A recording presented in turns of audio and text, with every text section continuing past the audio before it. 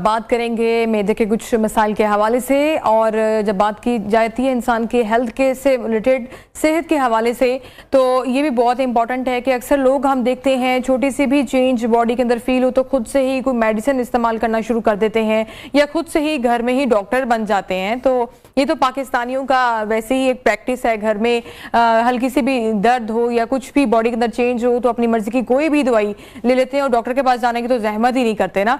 तो व्यूअर्स बात करने जा रही हैं स्टमक से रिलेटेड प्रॉब्लम्स के हवाले से। और अक्सर हम देखते हैं कि कुछ लोग होते हैं जिनमें अंदर वो फील करते हैं कि मैदे के अंदर उनके दर्द रहता है या फिर तेजाबियत महसूस होती है या फिर जो है उनको गैस, बदहज़मी या खाने के बाद बेआरामी फील होती है। तो मुख्तलिफ ये चीज़ें उनको मैदे के हवाले से जो है ना फील करते हैं वो लोग। और कुछ एंटीबायोटिक्स जो है लोग खुद से ही इस्तेमाल करना शुरू कर देते हैं, डॉक्टर्स के पास नहीं जाते, खुद से ही इलाज करना अपना शुरू कर देते हैं और मेडिसिन जो है ना वो दोबारा से इस्तेमाल करना शुरू कर देते हैं। या तो मेडिसिन जो पहले उन्होंने इस्तेमाल की हुई थी उनको दोबारा इस्तेमाल करना शुरू कर देते हैं या खुद से ही कोई एंटीबायोटिक इस्तेमाल करना शुरू कर देते हैं। और अक्सर ऐसा होता है कि एंटीबायोटिक का जो कोर्स है उसको पूरा भी नहीं करते और बीच में ही छोड़ देते हैं या फिर रिपीटेडली एक ही एंटीबायोटिक जो है ना बार बार इस्तेमाल करते रहते हैं। तो बार बार जो एंटीबायोटिक को मुसलसल इस्तेमाल करना है ना व्यूअर्स, ये बहुत खतरनाक है और आप इसको इमेजिन नहीं कर सकते कि बार बार सेम एंटीबायोटिक का इस्तेमाल करना आपके अंदर क्या क्या तब्दीलियां ला सकता है। आप एलर्जिक हो सकते हैं किसी मेडिसिन से, आप उस मेडिसिन का कोई रिएक्शन हो सकता है या फिर आपके अंदर एंटीबायोटिक जो रेजिस्टेंस है वो दोबारा से पैदा हो सकती है किसी भी एंटीबायोटिक के खिलाफ। तो खुदारा अपने ऊपर रहम करें, अपनी कुछ सेहत का ख्याल किया करें, खुद से डॉक्टर ना बन जाया करें, डॉक्टर के पास जाने की जहमत किया करें। इंसान की सेहत से ज्यादा कोई चीज अजीज नहीं है और अगर आप अपनी सेहत को इस तरीके से फॉर ग्रांटेड लेंगे तो बड़ी सरप्राइजिंग बात है। और हमारे पाकिस्तानियों का जो कॉन्सेप्ट है ना बेसिकली वो यही है कि कोई भी उनको बीमारी आ जाए उन्होंने कहना है कि भाई हम खुद से ही घर में इसका इलाज करेंगे। तो एंटीबायोटिक्स के हवाले से जो बहुत ज़्यादा ये हम देखते हैं रेजिस्टेंस होती है और डॉक्टर्स भी इस पर बार बार गाइड करते हैं कि एंटीबायोटिक का बार बार इस्तेमाल ना किया जाए। इसी पर हमारे साथ डॉक्टर साहब भी होंगे। प्रॉपर हमने एक सेगमेंट डिज़ाइन किया है, इस पर हम बात करेंगे और आप लाइव कॉल करके भी हमसे अपने जितने भी मसाइल हैं मैदे से रिलेटेड या कोई एंटीबायोटिक से रिलेटेड कोई इश्यूज हैं तो लाइव कॉल के जरिए भी हम लाइव कॉल भी लेंगे और आप हमारे साथ इसको डिस्कस कर सकते हैं। प्रॉपर डॉक्टर हमारे साथ मौजूद होंगे। और इस वक्त एक छोटी सी ब्रेक पर जा रहे हैं और ब्रेक के बाद बाकायदा अपने सेगमेंट का आगाज़ करेंगे। आप देख रहे हैं न्यू पाकिस्तान, कहीं नहीं जाना आपने और हमारे साथ रहिए।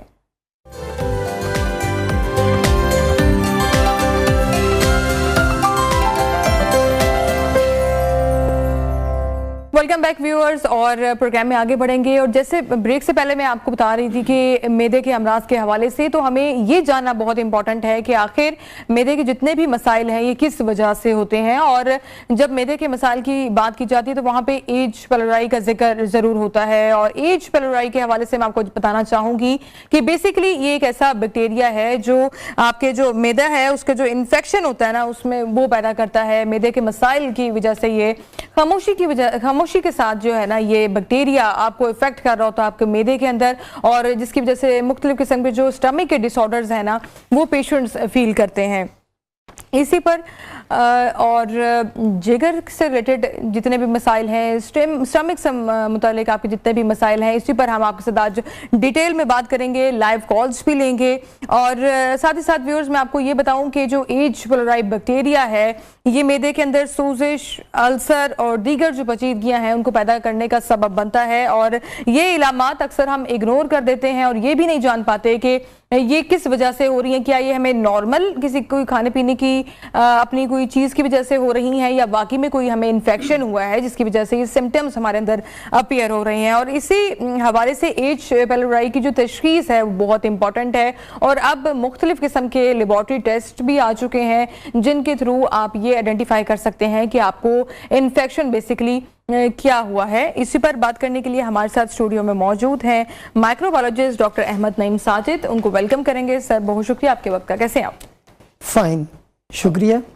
ओके सर, बताइएगा ये एज पेलोराई बैक्टीरिया बेसिकली है क्या और किस तरीके से जो एक नॉर्मल ह्यूमन बॉडी है उसके स्टमक के अंदर ये इन्फेक्शन कॉज करता है और फिर क्या सिम्टम्स अपीयर होते हैं?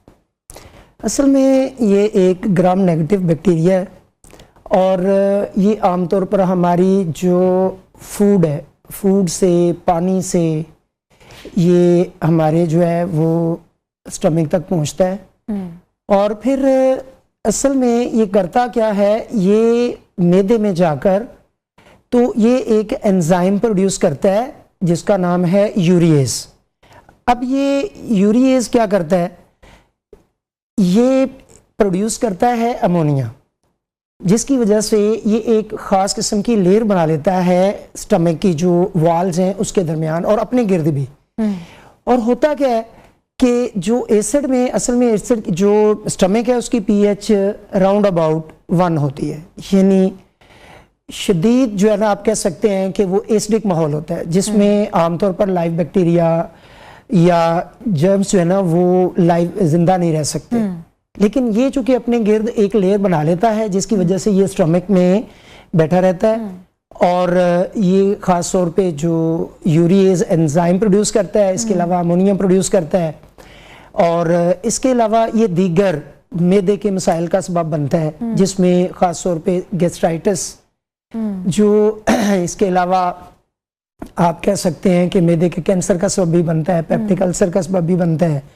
लेकिन सबसे जो बड़ी बात है एसिडिटी, मैदे की जो खास तौर पे आम तौर पर हमारी आबादी में ज्यादातर लोगों को जो है ना ये प्रॉब्लम होती है और ये फूड की इंडाइजेशन से भी हो सकती है, दीगर वजूहात की बेस पर भी हो सकती है। लेकिन डॉक्टर साहब ये तो कॉमन प्रॉब्लम्स है ना कि जो कोई भी इंसान है वो फील करता है बार बार कि पेट में दर्द हो रही है, स्टमक में दर्द है, ये तो आम, हम इसको इतना ज्यादा सीरियस नहीं लेते, पेट में दर्द होना, मैदे में दर्द होना।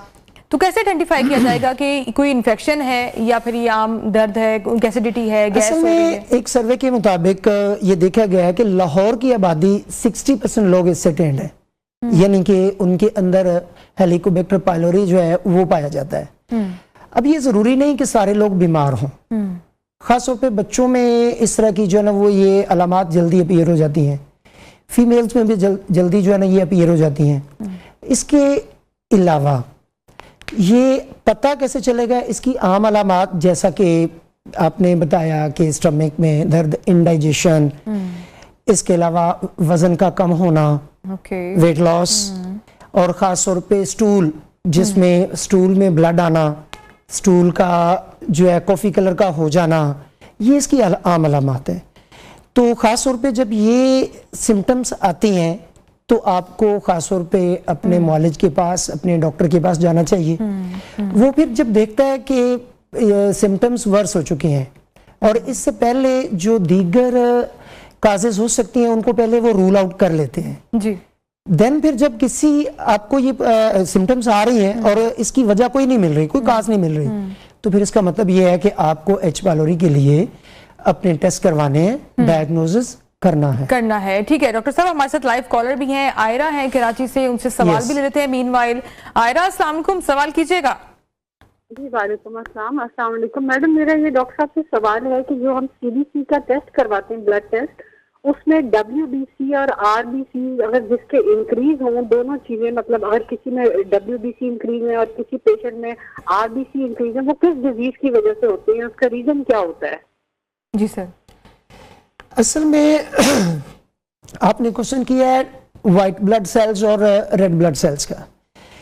तो जब भी इन्फेक्शन होता है ना, तो आपका असल में जो इम्यून सिस्टम है, आपके जो WBC हैं, they are the part of immune system. जैसे ही कोई बैक्टीरिया, वायरस, फंगस जब ये अटैक करते हैं तो हमारी बॉडी जो है ना वो इमीडिएटली वाइट ब्लड सेल्स को रिक्रूट करती है। तो वाइट ब्लड सेल्स का नॉर्मल रेंज से जो है उनका एलिवेट हो जाना, इस बात की निशानी है कि ये बंदा इन्फेक्टेड है। एच पाइलोरी नहीं, जरूरी नहीं एच पाइलोरी से, ठीक है, कोई भी इन्फेक्शन हो सकता है। जनरल क्वेश्चन किया है, ठीक है। अब जहां तक RBC की बात है, तो RBC बेसिकली आपके रेड ब्लड सेल्स हैं। इसमें अगर आपने देखा है कि इसका कलर रेड क्यों है, ड्यू टू आयरन, हीमोग्लोबिन की वजह से होता है। तो समटाइम ऐसा होता है कि आपके इसकी ना मल्टीपल रीजंस हो सकती हैं। RBC का बढ़ना, जैसे आपने देखा होगा पहाड़ों पे जो लोग रहते हैं उनको ऑक्सीजन की फरामी कम होती है, तो उनके आम बंदे से रेड ब्लड सेल्स की जो नंबर्स है, तादाद है, उनके अंदर ज्यादा होती है एज कंपेयर टू जो सी लेवल पे रहते हैं। इसके अलावा आरबीसीज की कुछ वजूहात कैंसर में भी होती हैं, कुछ आरबीसीज कैंसर में कम भी हो जाते हैं। कुछ लोग जो एस्थमेटिक होते हैं उनके भी जो HB है वो आपको ज्यादा ही मिलेगा। लेकिन ये कह देना कि सिर्फ आरबीसीज एलिवेटेड है और इससे आपको इन्फेक्शन या दीगर डिसऑर्डर्स का जो है वो अंदाजा हो जाए, तो ये नहीं है। हमें इसको दीगर पैरामीटर्स को भी हमें कोरिलेट करना पड़ता है। अच्छा डॉक्टर साहब, ये बताइएगा कि सिर्फ इलामात की बुनियाद पर एच पिलोराई का जो इलाज है दुरुस्त है करना इस तरीके से, सिर्फ इलामात की बेसिस पर? ये दुरुस्त नहीं है, क्योंकि ये जो आपने जैसा कि पहले अपने प्रोग्राम में बताया भी कि इसका ताल्लुक डायरेक्टली जो है वो मैदे के साथ है और आपके डाइजेस्टिव सिस्टम के साथ है। तो डाइजेस्टिव सिस्टम में जो सबसे पहले पेट में दर्द हो, तो वो तो जब तक इसकी बहुत सारी और वजूहात हो सकती हैं, जब तक आप हॉस्पिटल ना पहुंच जाएं, आपकी रेडियोलॉजिकल फाइंडिंग्स ना हो जाएं, डॉक्टर फाइंडिंग ना कर ले, आपको तो इसको छेड़ना ही नहीं चाहिए। तो कौन कौन से टेस्ट आप किए जा सकते हैं ताकि एक आइडेंटिफाई किया जा सकते हैं कि यही वाला इन्फेक्शन? एच पायलोरी के लिए जो डिफरेंट स्पेसिफिक टेस्ट हैं, जिसमें सबसे पहले जो कंफर्मेटिव टेस्ट जो सबसे ज्यादा किया जाता है उसको हम कहते हैं यूरिया ब्रेथ टेस्ट।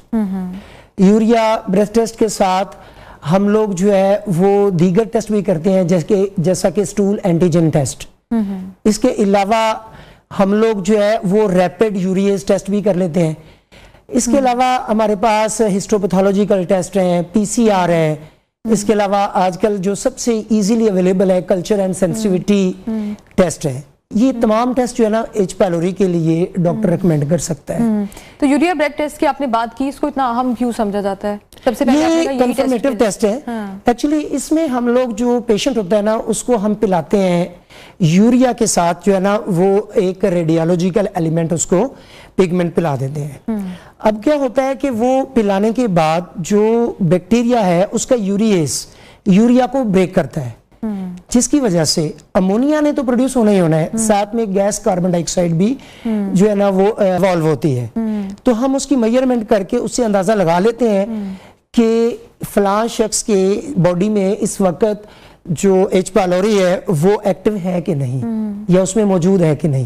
तो basically it is a confirmative test. तो आपने स्टूल एंटीजन टेस्ट की बात भी की है, तो ये किस मरीज के लिए बेहतरीन इंतखाब है और इससे जो एक्टिव इन्फेक्शन है उसका अंदाजा किस हद तक लगाया जा सकता है? इसमें एक्चुअली जो पेशेंट होते हैं ना उनके स्टूल में भी इसके एंटीजन आ रहे होते हैं एच पायलोरी के। तो हम क्या करते हैं कि इसमें उसके जो एंटीजन है स्पेसिफिक एंटीजन के अगेंस्ट टेस्ट करते हैं। तो हम उसकी फाइंडिंग करते हैं कि फला एच पायलोरी के जो एंटीजन है वो स्टूल में आ रहे हैं। उससे भी कंफर्म हो जाता है कि इस बंदे की इंटेस्टाइन में या GI में एच पायलोरी मौजूद है। तो क्या एच पायलोरी का जो टेस्ट करवाने से पहले अगर कोई मेडिसिन ले रहा है, इंसान खुद से ही कोई पेशेंट अगर मेडिसिन ले रहा है, तो क्या वो मेडिसिन रोक देनी चाहिए कि कंटिन्यू करके नहीं टेस्ट हो? एक्चुअली होता यह है कि जब आप कल्चर एंड सेंसिटिविटी टेस्ट करवाते हैं तो इसमें तो कंफर्म है कि कम से कम कल्चर एंड सेंसिटिविटी टेस्ट करवाने और आपके एंटीबायोटिक लेने में 10 से 15 दिन का डिफरेंस होना चाहिए, गैप इतना होना चाहिए, 10 to 15 डेज का। यस। लेकिन अगर आप हिस्टोपैथोलॉजी करवाते हैं जिसमें बायोप्सी है, एंडोस्कोपी प्लस बायोप्सी जब आप करवाते हैं, तो उसमें जब हम माइक्रोस्कोपी करते हैं तो उसकी जो स्मीयर है उस पर हमें एच पायलोरी नजर आ जाते हैं। तो उसके लिए अगर आपने मेडिसिन स्टार्ट की भी हुई है या एंटीबायोटिक पहले से ली भी हुई है तो उसका इफेक्ट नहीं होता। तो एंडोस्कोपी क्या एच पायलोरी के मरीज को करवाना जरूरी है? नहीं, नॉट फॉर ऑल। अगर पेशेंट की जो कंडीशन है वो वर्स है, साइन एंड सिम्टम वर्स है, स्टूल में ब्लड है या हम दीगर टेस्ट कर चुके हैं और उसके बावजूद भी हमें रूल आउट हमने किया है कि हमें कोई मेन रीजन नहीं मिल रही उसकी GI में ये जो प्रॉब्लम्स आ रही हैं, तो तब डॉक्टर डिसाइड करता है कि इसकी एंडोस्कोपी करनी चाहिए।